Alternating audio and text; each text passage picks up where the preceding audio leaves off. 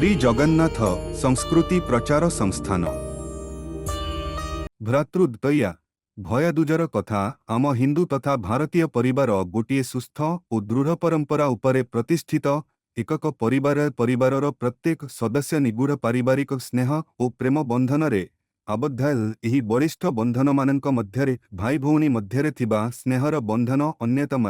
एही पवित्र बंधन को नहीं आम समाजरे पालित हुए केते गुड़िए पर्व जुगे जुगे प्रभुंको लीला मध्य एही बंधनर महत् को प्रतिपादित करिछे। सत्यजुगर माँ लक्ष्मी बली राजांकु भ्रातृ रूपे राखी बांधी श्रीनारायणंकु बलिंको द्रपाल पणरु मुक्त करिथिले।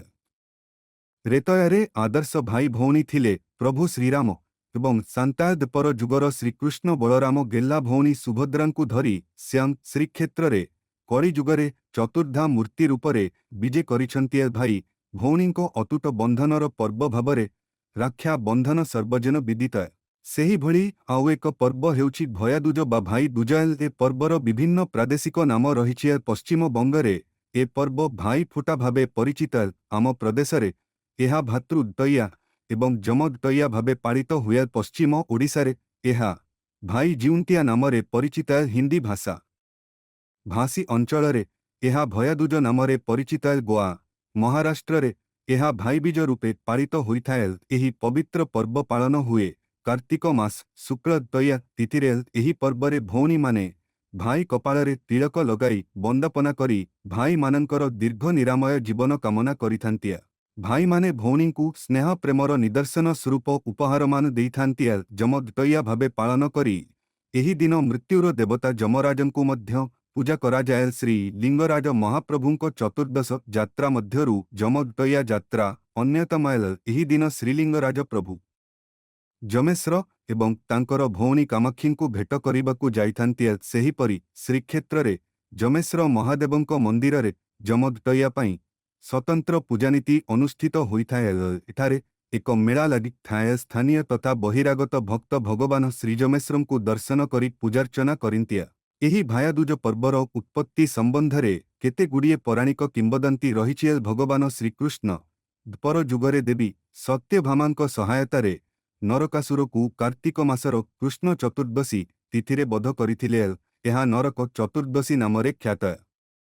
नरकासुर बध करी श्रीकृष्ण शुक्ल दशीरे द्रका फेरिथिले। तांकु भौणी सुभद्रा कपाଳରେ टीका पिंधाई स्वागत करिथिले। एहार स्मृति स्वरूप भाई शुभ मनासी भौणी माने एही पर्व पालन करिथांती।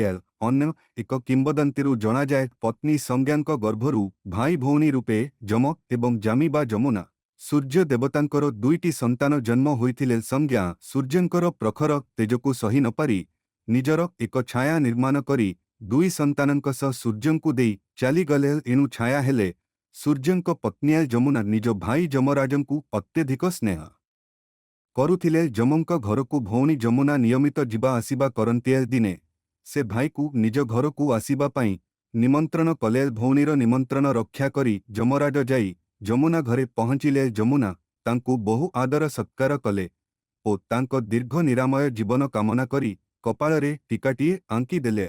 जम खूब खुशी हुई भौणी जमुनाकु कहिले तोर जहा इच्छा बर मागी नहीं जाए। जमुना कहिले कौनसी बर मोर दरकार नाही, केवल एतिकी मात्र अनुग्रह करंतु। आपण प्रति वर्ष आजि दिनरे मो घरकु आसिबे। जमराज भग्नी जमुनार अनुरोध स्वीकार कले। से दिन थिला कार्तिक मास शुक्ल द्वया मान्यता रहिछि। एही दिन प्रतिवर्ष जमुना देवींक घरकु जाइथांती ओ जमुना तांक कपाଳରେ टीका लगाई स्वागत करिथांती। एहार स्मृतिरे पालित हुए भया दूज भाई फोटा भ्रातृद्वया भाई बीज भाई जिउंटिया बा जमद्वया। एही पर्व मूलतः भाई भौणींक मध्यरे थिबा पवित्र बंधनकु मने पकाइबा तथा भ्रातृत्व भावकु मने पकाइबार पर्व।